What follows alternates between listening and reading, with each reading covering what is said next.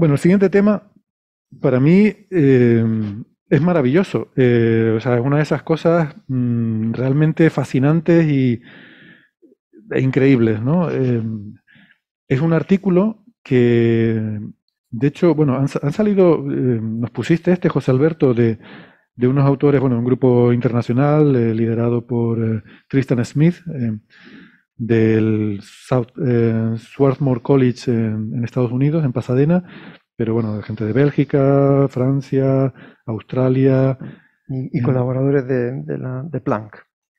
Karim Bernabé y Silvia Gali son colegas de Planck. De la colaboración Planck, vale. Sí, porque usan datos de Planck y lo que hacen es un estudio de, bueno, varios conjuntos de datos que ahora nos vas a explicar, pero en el cual proponen un modelo que ya no es el lambda CDM, el modelo cosmológico estándar, en el cual la energía oscura es una constante cosmológica, sino que es algo un poco más complejo.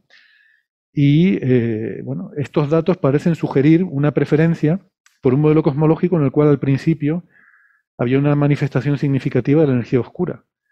Y esto además nos has contado que luego acaba de salir también otro artículo de unos investigadores chinos enviado al JHEP, el Journal of High Energy Physics, en el que, bueno, hacen algo muy parecido y llegan a la misma conclusión. Lo que pasa es que luego me contabas que esto, bueno, hay gente que ya lleva tiempo diciendo este tipo de cosas, es un ¿no? tema recurrente desde hace prácticamente 4 años. O sea, recordarán porque ya se ha comentado aquí varias veces en Coffee Break, el tema este. De hecho, el principio del episodio de hoy eran las declaraciones de Adam Rees y vienen perfectas para el tema. Todo esto viene... Qué casualidad. Todo esto viene por el tema de la tensión, la que se viene a llamar así, ¿no? Entre el valor de la constante de Hubble determinada por medio, digamos, por física del universo temprano a través de observación del fondo cósmico de microondas y las determinaciones en el universo local en base a la escalera de distancias y supernovas.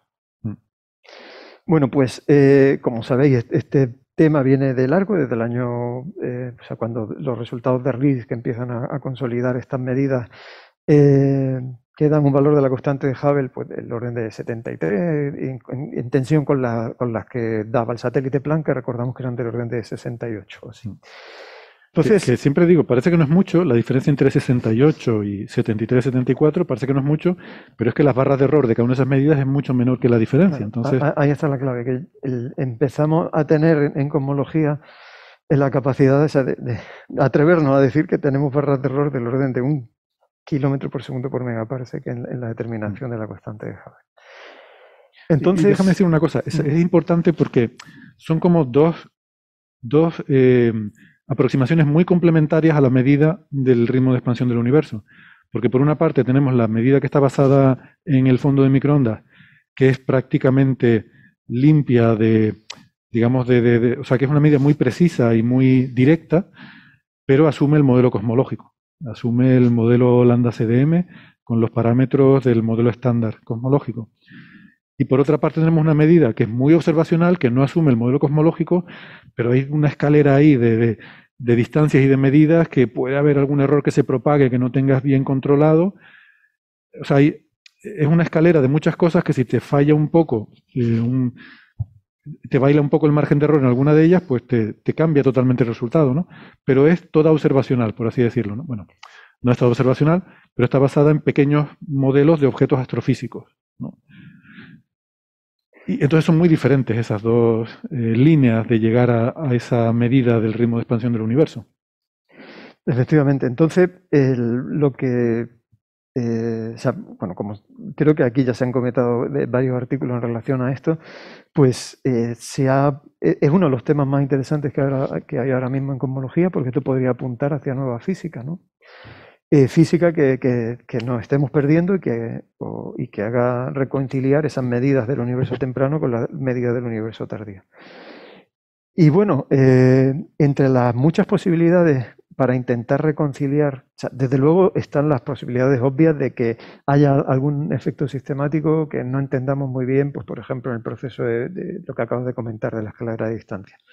Pero está bien el ejercicio de plantearse, bueno, supongamos que estas medidas son efectivamente, no están afectadas por sistemática, o sea, qué física podría estar provocando esta discrepancia entre las medidas del universo temprano y el universo tardío.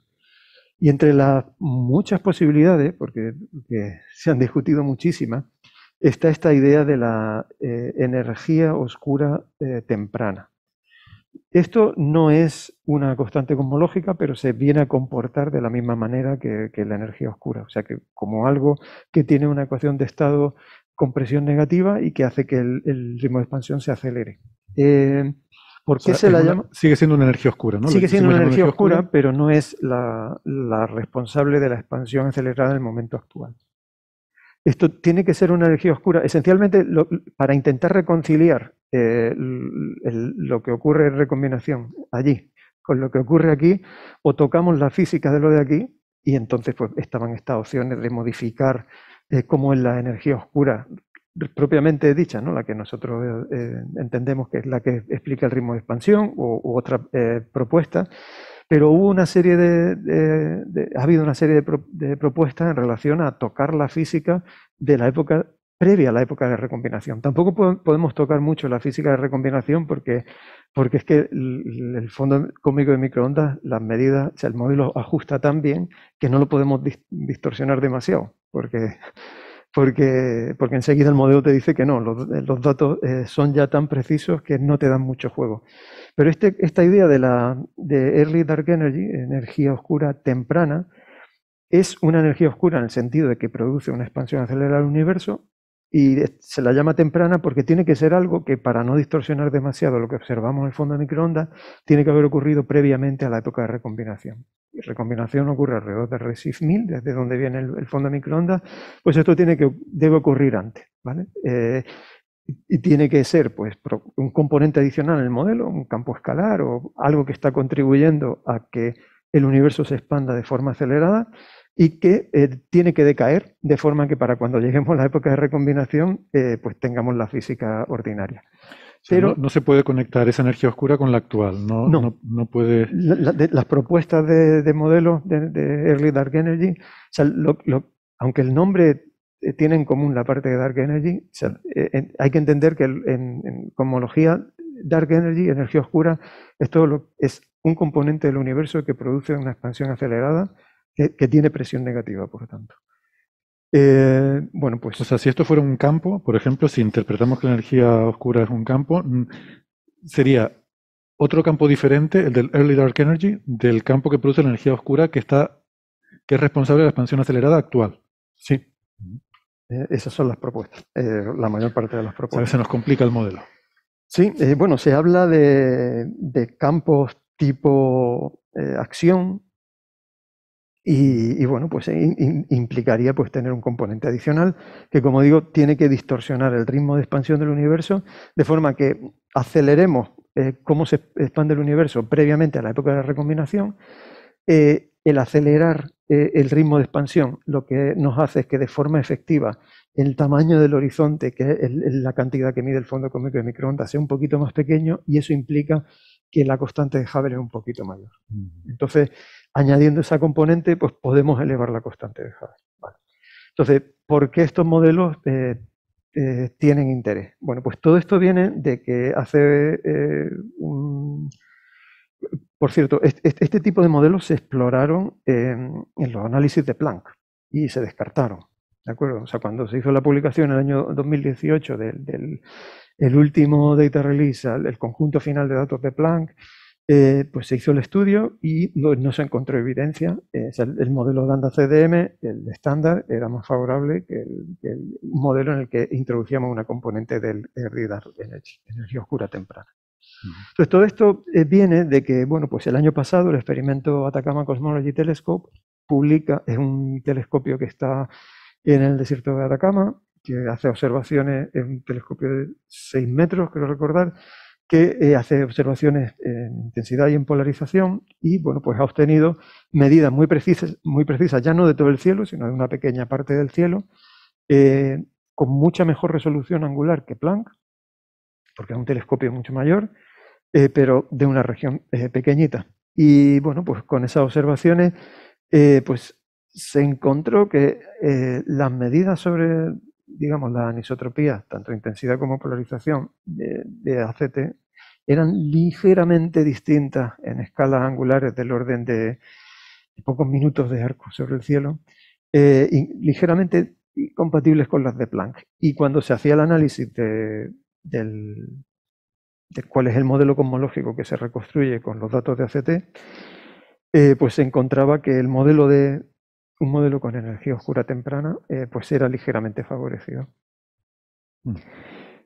Sin embargo, en el momento en que combinas los datos de Planck, esa evidencia desaparecía. ¿De acuerdo? O sea que cuando se hace el análisis combinado de Planck y ACT, no existe esa evidencia.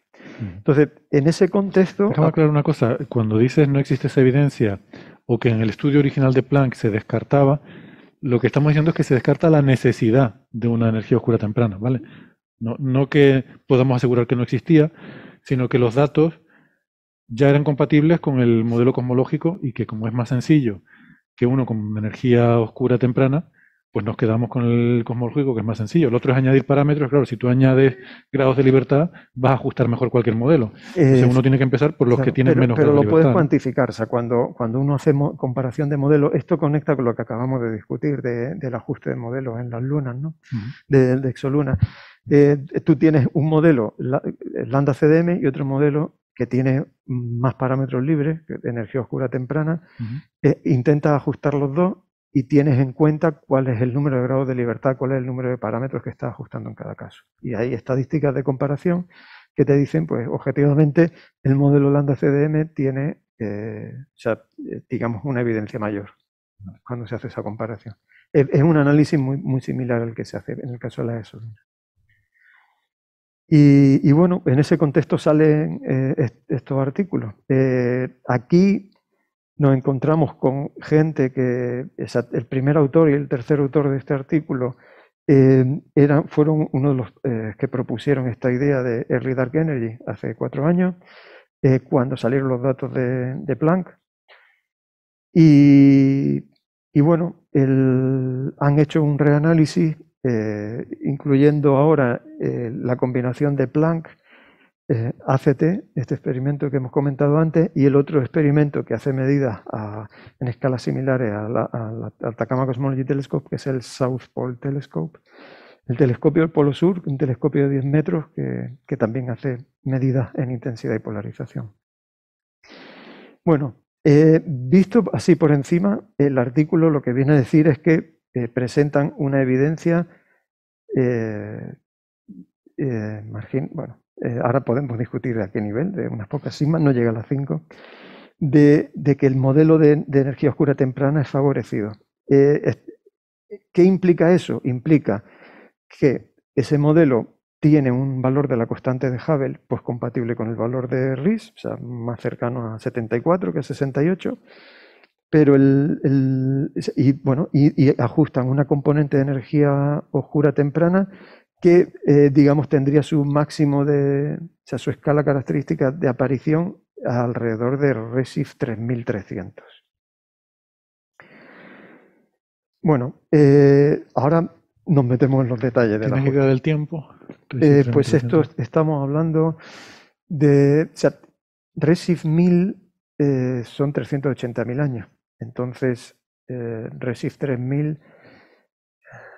Bueno, es que como va... Habría que poner un calculador cosmológico. Hay que hacer el calculador, pero esto debe ser como... Bueno, no te preocupes, lo pongo por... Como 20.000, 50.000 años debe ser después del Big Bang. Por si tenía 20.000 años. Vale. Entonces, la cuestión, vamos a los detalles, ¿no? ¿Cómo consiguen esta evidencia a favor del modelo de Dark Energy? Perdona, José Alberto, lo he calculado con la calculadora cosmológica esa de Wright, que estaba en internet, 64.000 años. 64.000, vale. Ya, y me sonaba, dije 50.000 pues, por orden de magnitud. Sí, yo lo acabo de poner también, me sale 55.000, pero vale, sí. Yo he puesto universo plano, ¿eh? No, si pones abierto, supongo que te sale 64.000. A mí en la calculadora esta me salen 64.000. Si pongo 74 el H0, que también es un ejercicio interesante, pues entonces sí, 53.000, bueno, sí. Sí, el orden de 50.000. normalmente a mí me gusta hablar en términos del RESIF, o sea, el factor de escala, porque eso es algo invariante. O sea, cuando decimos RESIF 3300, significa que el universo, el radio característico del universo era 3300 veces menor que en el momento actual. Sí. Traducir eso a una edad ya depende del contenido energético. Depende del modelo también. Claro, ¿no? Porque llegar a ese factor de escala, dependiendo de cuál es el contenido energético de cada modelo, pues implica un tiempo anterior o posterior. Sí, pero porque nos gusta tener esa referencia en mente, ¿no? Sí. Quiero decir que, aunque sepamos que el número no es preciso o no es tan significativo, pero bueno, no era el primer minuno, ni era 100 millones de años. No, estamos hablando de decenas de miles de años. Estamos hablando de algo que tendría que estar presente alrededor de los 50.000 años y que tiene que haber decaído porque no debe haber evidencia de esa Early Dark Energy alrededor de 380.000 años. Bueno. Y bueno, no sé si habéis leído el artículo, o sea, quizá lo relevante y el punto que me gustaría que comentásemos es que para llegar a tener esta evidencia de energía oscura temprana, es clave que en su análisis los autores tengan que excluir los datos de Planck en multipolos altos, es decir, resoluciones angulares pequeñas, por esta tensión que comento, aparente entre los resultados de ACT y los resultados de Planck. Ostras, entonces es un poco Frankenstein eso, porque es un modelo. Claro, es una forma de atacar el problema, decir, bueno, si aquí como hay una serie de inconsistencias, si yo me quedo con Planck, pero solo con las grandes escalas, solo con múltiplos por debajo de L650 que comentan aquí, que eso vienen a ser escalas angulares como de 1/3 de grado, aproximadamente. 1/3 de grado, vale. La Luna. Si nos quedamos con escalas mayores que eso, ahí sí nos creemos a Planck. Y tiramos a Planck en el resto de escalas angulares, que por cierto, el rango en el que Planck tiene más poder restrictivo. Si quitamos eso y ahí sí añadimos los datos de ACT y de SPT, pues entonces encontramos que el modelo de Early Dark Energy sí es favorecido. Aquí, pues creo que el número está alrededor de las 3 sigma, creo que mencionaba. Y bueno, a ver. O sea, Planck, es que claro, aquí está lo interesante. En alta resolución, porque el ACT y el South Pole Telescope ven con más alta resolución, pero campos pequeños, como decías antes. En esa alta resolución, en campos pequeños, ¿creemos que es más fiable la medida de estos instrumentos que la de Planck? Bueno, es que Planck no alcanza a esa resolución. O sea, la resolución de Planck era de 5 minutos de arco. Pero no hay algún solapamiento entre... Hay un solapamiento y ellos están tirando el solapamiento que hay entre básicamente el límite de resolución de Planck y se están quedando hasta 1/3 de grado, o sea, hasta unos 20 minutos. O sea que, ¿Y en ese solapamiento? En ese solapamiento es donde está la tensión que comento. Por eso digo, los datos no son compatibles. Son ligeramente incompatibles, que eso es la figura 2 del artículo, y esas pequeñas incompatibilidades que aparecen entre las medidas de polarización de Planck y de ACT son las que acaban guiando el ajuste. Entonces, es cierto que ACT y South Pole, si miramos a multipolos muy altos, es decir, a escalas angulares, a su resolución, estos son experimentos que sobre el cielo pues tienen 1 o 2 minutos de arco de resolución. Bueno, pues ahí obviamente Planck no tiene esa escala, esta información es única y bueno, es importante. La cuestión es, en el rango de escalas angulares en el que solapamos con Planck, entender de dónde viene, que yo creo que es la pregunta que tenemos que formularnos, entender de dónde vienen esas pequeñas discrepancias, porque en el fondo son las que están guiando todas estas conclusiones, ¿no? El hecho de que parece que hay un... Ya. O sea, si ellos hubieran usado Planck hasta donde da Planck, ¿dicen que les saldría? Ellos lo discuten también y la evidencia, evidentemente, o sea, la evidencia, evidentemente disminuye. Yeah. Disminuye hasta lo comentan, incluir Planck en todas las escalas reduce la preferencia de 3 sigma a 2,3.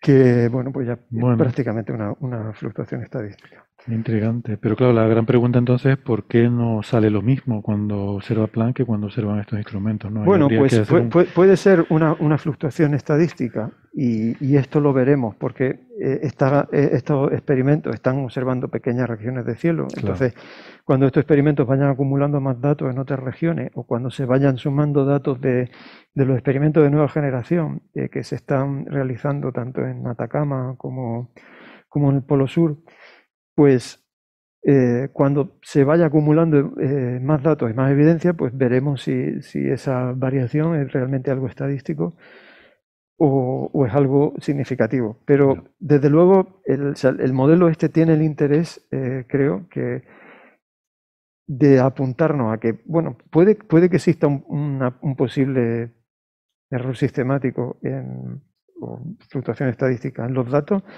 pero creo que también tiene interés explorar este tipo de modelos.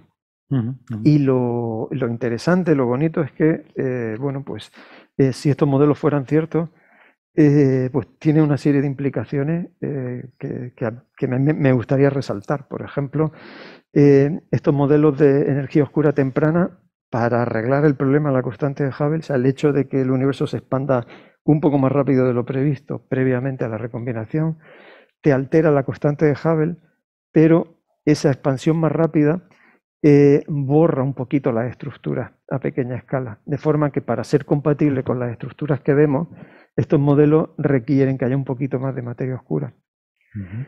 Entonces, digamos que son modelos falsables en el sentido de que si tú comparas herramientas que te permitan ver cómo se agrega la materia en función del tiempo y cómo se forman las estructuras en el universo local, pues puedes probar si esos valores de la densidad de materia que encuentran, que son distintos a los del modelo lambda CDM puro, pues si son contrastables con otros experimentos. De hecho, ellos en este artículo hacen el análisis y muestran que cuando añaden información de experimentos que miden pues lo que se llama el clustering, o sea, cómo se forman las estructuras en el universo local, pues resultado del experimento BOSS del Dark Energy Survey, que creo que se han comentado también aquí, pues entonces esa evidencia disminuye porque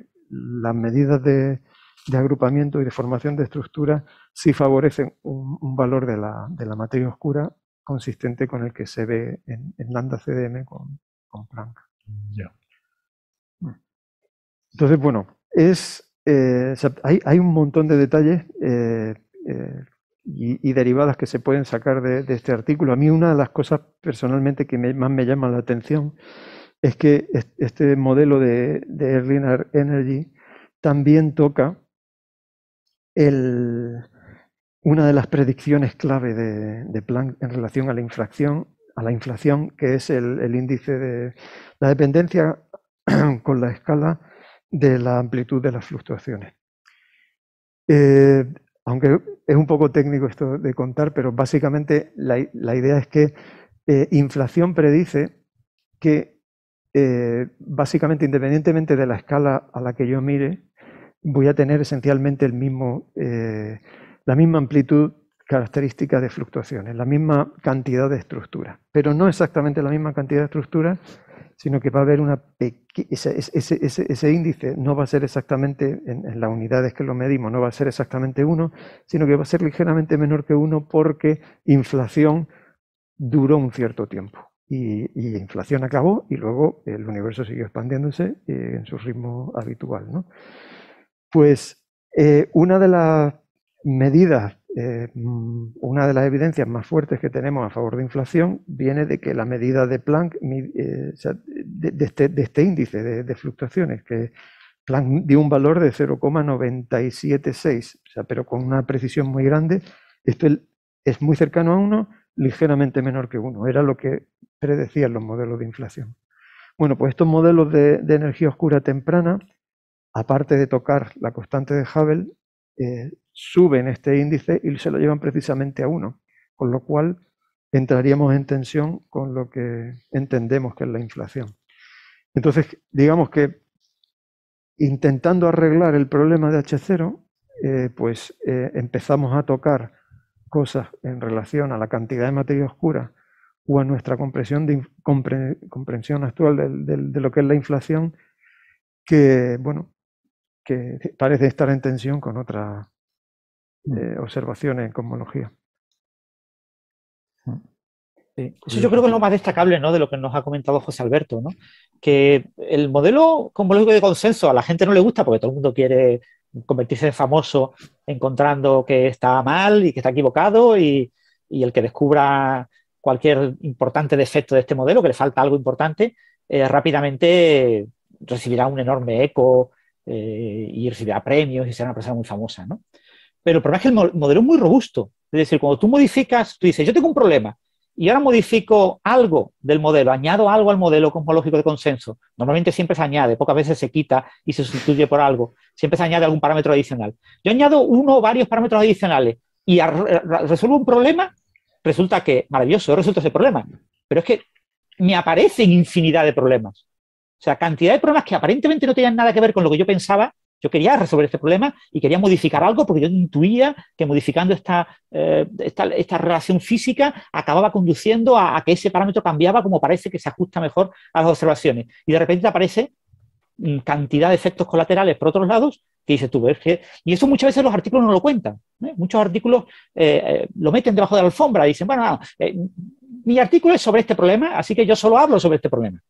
Me olvido de que existen cientos de problemas adicionales que surgen porque yo arreglaré esto, ¿no?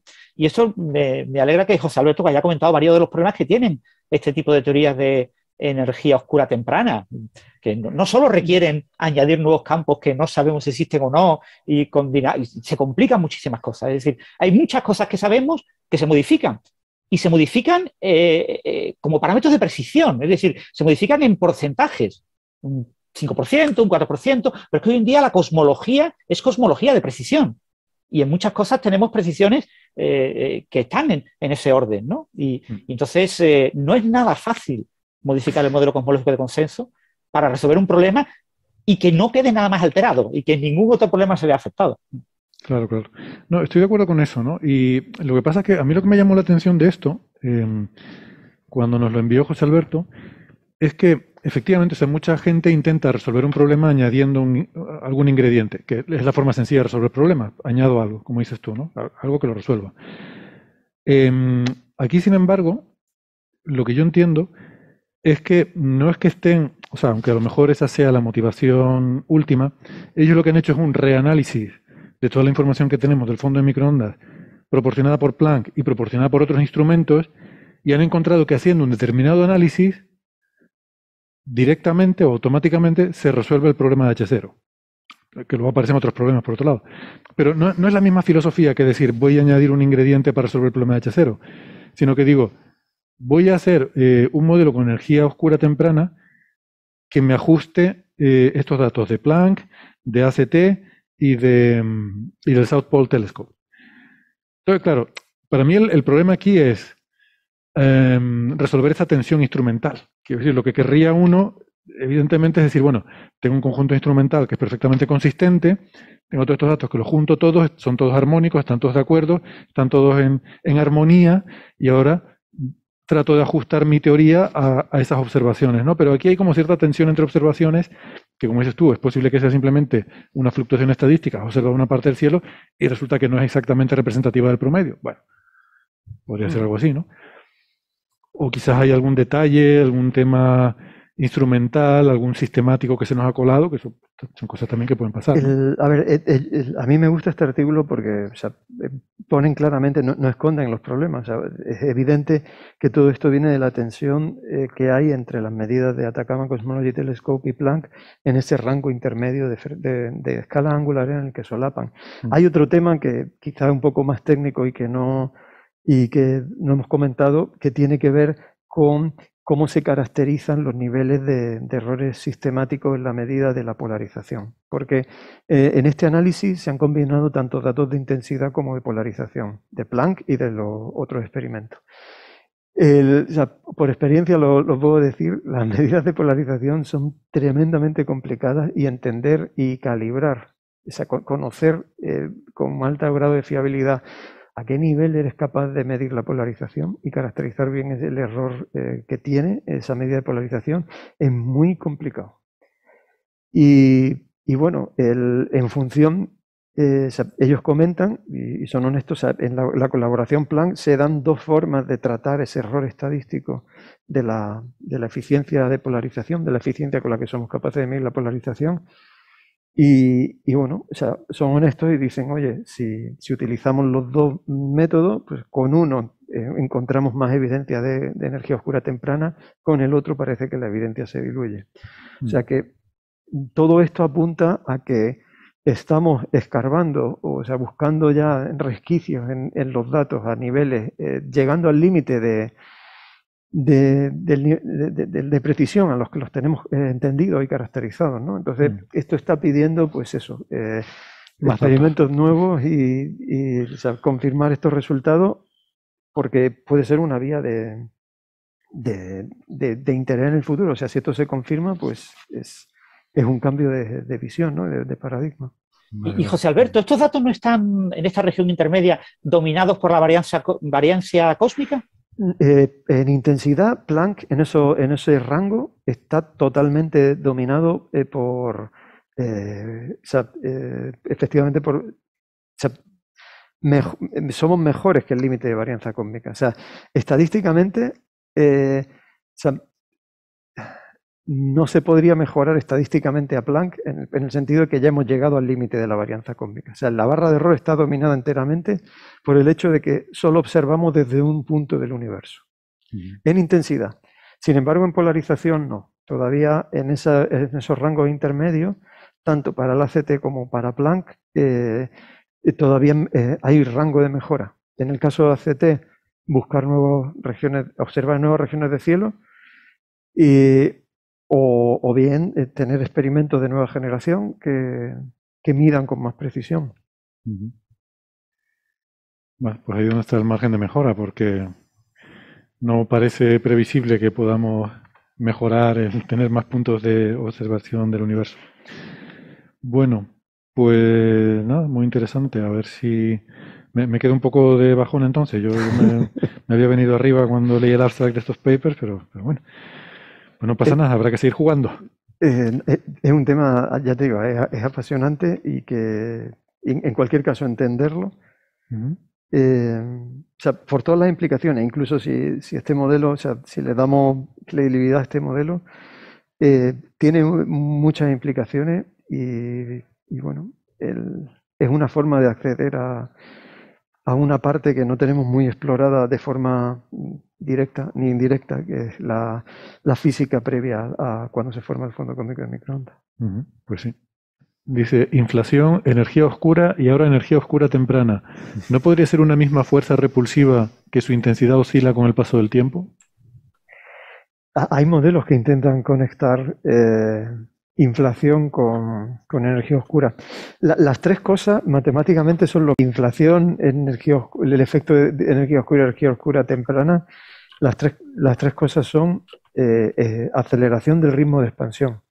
Vale, o sea, matemáticamente es que el ritmo de expansión se acelera, derivada segunda del Estamos hablando de Penrose otra vez y la cosmología siempre lo mismo. Y entonces, bueno, de hecho, hay propuestas para intentar resolver la explicación de qué es la energía oscura, pues ligarlo con campos que puedan ser responsables de inflación y que luego acaben produciendo también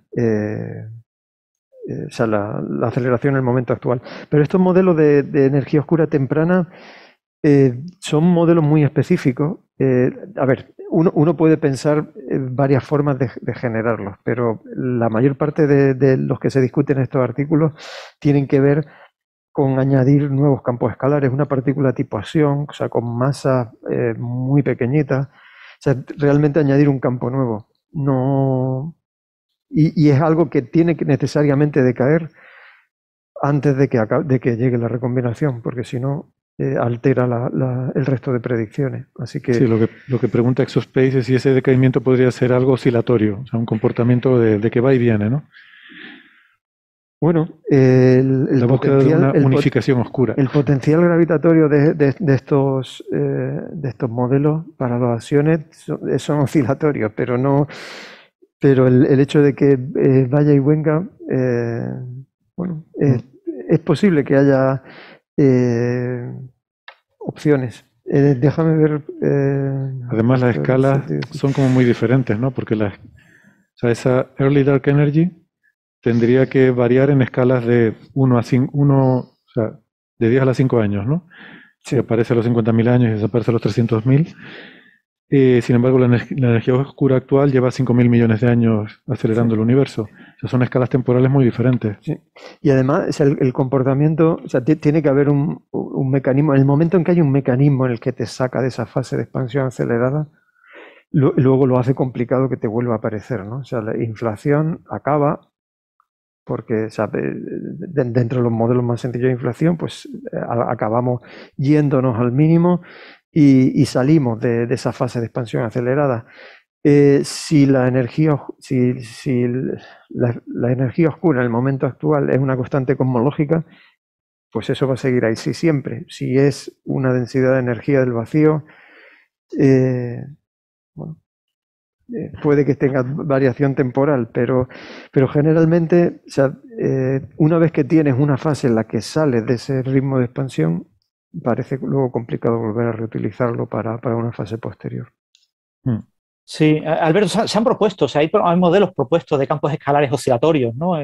Primordiales, ¿no? Y que se relajan con una oscilación de estas que se relajan, ¿no? Se llama sobre-relajación, bueno, ¿cómo se llama? Que oscilan y van relajando su amplitud y van alcanzando un valor más o menos. Y eso se han propuesto para